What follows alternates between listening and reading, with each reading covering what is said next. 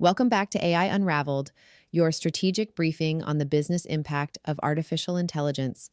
This is your weekly rundown for December 8th to December 14th, 2025.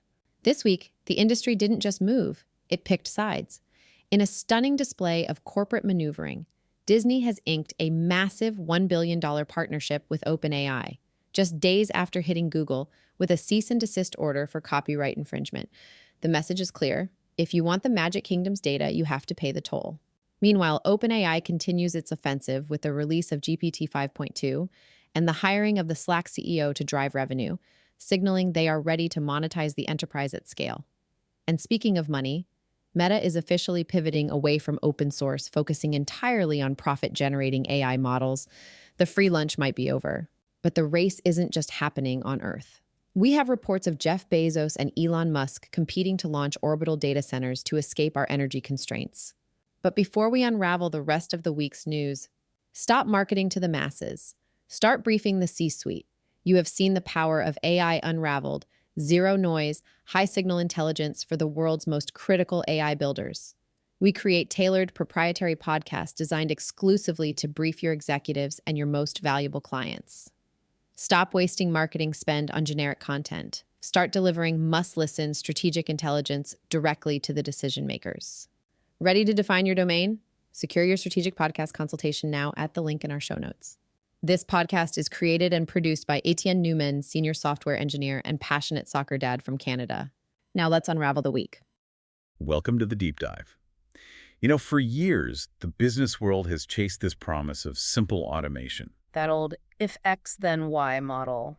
Very rigid. Exactly, the old RPA era. But that era is over. We are now in a fundamentally different probabilistic age of agentic AI. And this is not just a tech upgrade, it's a total structural transition. The economic rules are being rewritten as we speak. Our mission today for you is to strip away the hype around digital workers and really apply some rigorous financial discipline because you have to validate these massive, sometimes volatile investments. So we're doing a deep dive into the three-layer agentic workflow ROI model to bridge that gap between promise and actual measurable profit. And that financial rigor is the key conversation, but a lot of companies are frankly using the wrong calculus. How so? They treat AI adoption like installing a single piece of software. You just can't do that. You have to think of it like managing a diversified investment portfolio. Okay, an investment portfolio? I like that. Yeah, you're dealing with distinct asset classes. Each one has wildly different risks, different liquidity needs, and different timelines for seeing a return. So we break it down into 3 tiers based on autonomy and, most importantly, verifiable ROI. And I guess that need for categorization really comes from the failures of traditional automation, right? We all remember how brittle RPA was. Oh, absolutely. A vendor changes an invoice format just slightly, and the whole system just seizes up. Exactly. And then you need an expensive human intervention to fix the chain, because for the last 20 years, those systems just followed explicit rules. Right. The moment you bring in agentic AI, you're shifting to systems that can infer intent. They can reason, they can plan, they can execute these really complex multi-step workflows. That's agency. But that agency comes with a catch. A huge one. It introduces what we call probabilistic risk. An error in the old system was a bug. You could find it, you could fix it. It was predictable. Right. An error in an agentic system is a hallucination, a reasoning failure. Something you can't just patch out. You have to govern its behavior. Okay, so let's start with the safest place to begin then, the foundation.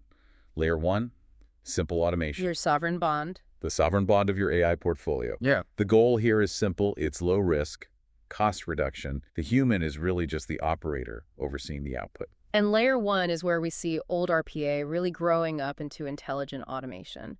It handles huge volumes of unstructured data emails, PDFs, claims forms, and turns it into structured output. Like intelligent document processing, IDP. Exactly. That's the most common use case. But critically, the workflow itself is still pretty rigid, which keeps the risk low and efficiency high. And the financial case here must be the easiest sell to the CFO. It is. You're just comparing a known quantity, manual labor cost, against a predictable compute cost.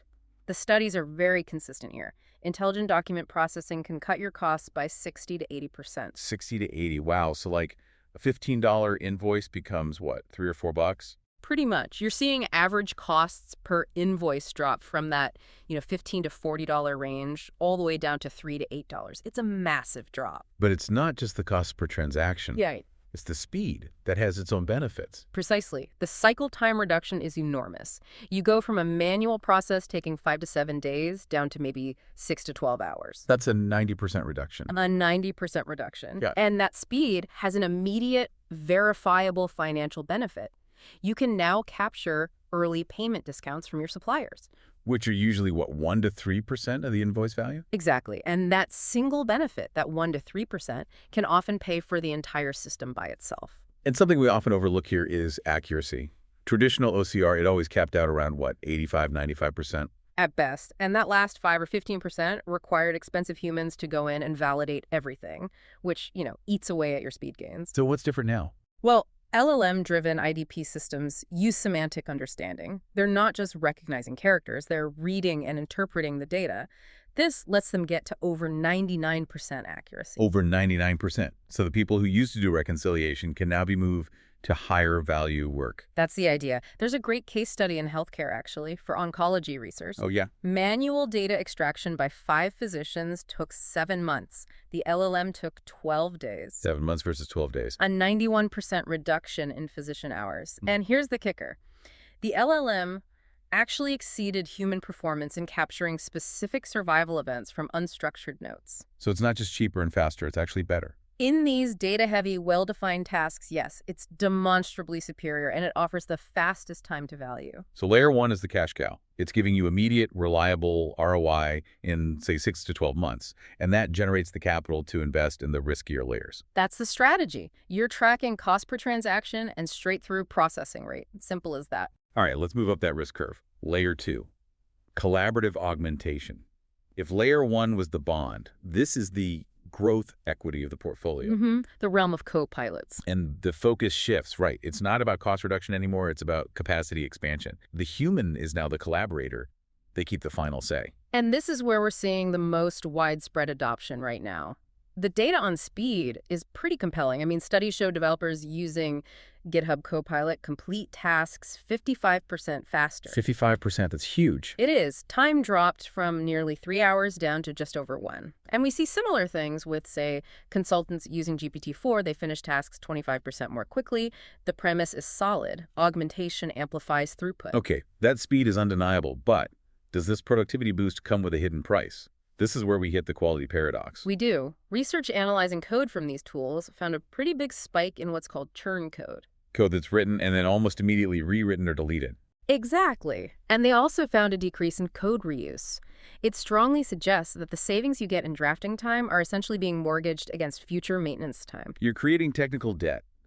The AI is fast, but the output might be messy. Right, and that debt will have to be paid down later by your very expensive senior engineers. And this leads right into what we call the human verification tax. Because the AI operates on what researchers call the jagged technological frontier. That's such a great term for it. It is. It means the AI might nail a really complex task, but then fail at a super simple logic puzzle. The risk is unpredictable. Precisely. So the core cost of Layer 2 is the time the human spends reviewing and verifying, not just doing the work. In fact, there's evidence that for complex tasks, experienced developers reviewing AI code actually took 19% longer to finish. Wait, say that again? 19% longer? Longer. They spent more time debugging the AI's clever but flawed solutions than if they had just written the code themselves from scratch. Wow. That completely changes the ROI equation. The whole point is to save time. It does. And it means simply tracking hours saved is really misleading. You have to focus on quality-adjusted output and the acceptance rate of the AI's suggestions. For GitHub Copilot, that hovers around 30%. Only 30%. But to be fair, you also have to look at employee satisfaction. Layer 2 boosts that immensely because the AI handles the drudgery. And for general knowledge work, Microsoft claims an ROI of up to 353% for small and mid-sized businesses. Hold on, 353%. That number seems aggressive, especially with the technical debt and the verification tax we just talked about? It has to be qualified, absolutely. So who's actually getting that return? You get that return when the tasks are not mission critical, where the cost of a mistake is low, or where the human is just brilliant at prompting and correcting. If you apply that 353% number to high stakes work, where that 19% verification tax kicks in, the ROI just plummets. Okay, so that critical eye brings us to the highest risk tier, layer 3, autonomous decision-making. The venture capital bet. This is the strategic frontier. It's all about scalability and labor substitution. The human role shifts, again, from collaborator to just a supervisor, human on the loop. And the potential upside here is it's exponential. Agents can monitor and react 24/7. Your output is completely decoupled from human hours. And they're being priced very aggressively, maybe 20 to 60% of a full-time employee's costs. But this is where the financial risk becomes truly acute. If Layer 2 had a verification tax, Layer 3 has the massive risk of inference costs. This is the infinite loop trap, and it's crucial for financial planning because an agent has to think and generate a whole chain of reasoning before it gives you an answer. And all that thinking costs money. It consumes tokens. Exactly. So the cost volatility can just explode. There was a scenario analysis done on a fleet of just 500 agents. They got stuck in a reasoning loop. Yeah. They burned through $144,000 in compute costs in a single night. $144,000 in one night. From one bad loop. Even a simple answer can require, like, 6 times the tokens in back-end processing just to verify its own logic. That cost volatility is exactly why Gartner is warning that over 40% of these agentic AI projects are going to be canceled by 2027. But it's not just the financial cost, is it? It's the legal liability. When an agent is fully autonomous, it's making decisions for your company. And you own those decisions. The Air Canada precedent is the landmark case here. Right, the chatbot. The chatbot, acting as an agent, hallucinated a refund policy. A customer demanded it, and the court ruled that Air Canada was fully liable for its chatbot's negligent misrepresentation. You can't blame the AI. You carry the liability. So that's the professional risk. And then there's the brand damage risk, which can destroy value in an instant. Like the DPD delivery chatbot that was tricked into cursing and criticizing the company. Or the Chevy dealer bot that agreed to sell a Tahoe for $1. Right. These examples show the lack of guardrails.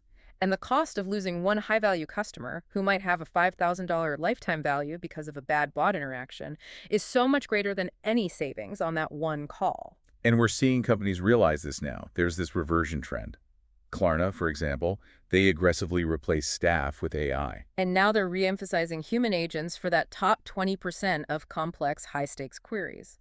They learned that autonomy is great for volume, but it can be catastrophic for complexity. You still need that high-quality human safety net. An extremely high-quality one. Okay, so what does this all mean for your strategy? Let's synthesize this into a portfolio. The strategy comes down to your risk tolerance and time horizon.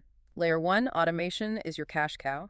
Reliable, fast ROI in 3 to 9 months. Layer 2, augmentation, is your growth engine. High throughput, medium risk, ROI in maybe 6 to 12 months, as long as you manage that quality tax. And Layer 3, autonomy, is the venture bet.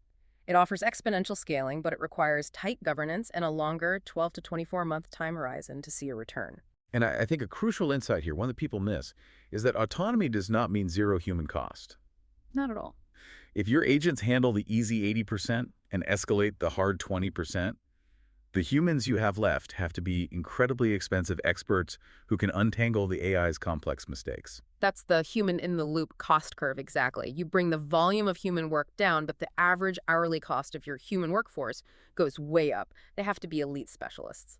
So to mitigate those huge Layer 3 risks, that cost volatility, we have to implement FinOps for AI. This feels essential. It is non-negotiable. Traditional IT spending is predictable. AI spending is not. FinOps here means putting strict, automated financial controls on these probabilistic resources. So how do you stop that $144,000 night from happening? The most practical solution is a circuit breaker. It's a hard limit on token spend. For example, you kill any agent process immediately if its reasoning path costs more than, say, $5 per task. So it's a technical fail-safe tied directly to the budget. Exactly. You couple that with rate limiting on API calls, so one runaway agent can't hog all your resources. And you absolutely must have observability tools to see the agent's chain of thought. If you can't audit the reasoning, you can't fix the problem. And what about on the security side? Protecting it from bad actors. You need agentic security. Agents have to operate with the principle of least privilege. An agent that processes refunds should never have access to the full customer database. Right. And you must have robust prompt injection defenses to stop people from tricking your agent into, well, selling a Tahoe for $1. So we've laid out the clear strategic steps for you. Start with layer 1 for reliable costs. Use that to fund the others. Train your experts to be skeptics for layer 2. And impose strict FinOps and security on every single layer 3 deployment. The organizations that are going to win this transition will be the ones that master the financial and the operational orchestration of this complex half-human, half-AI workforce. It's about mastering the tech and the ledger. So since layer 3 is the highest risk, but also promises to fully decouple revenue from headcount, here's a final provocative thought for you to chew on. If your most strategically valuable decisions are being made by probabilistic systems that you can't fully audit or predict, and yet your company still carries 100% of the legal and financial liability, what happens to your organizational structure? It forces a complete rethinking of corporate risk management that goes far beyond compliance and asks a new question. How do you ensure against algorithmic behavior? That wraps up this week's strategic briefing. The signal for this week is commercialization.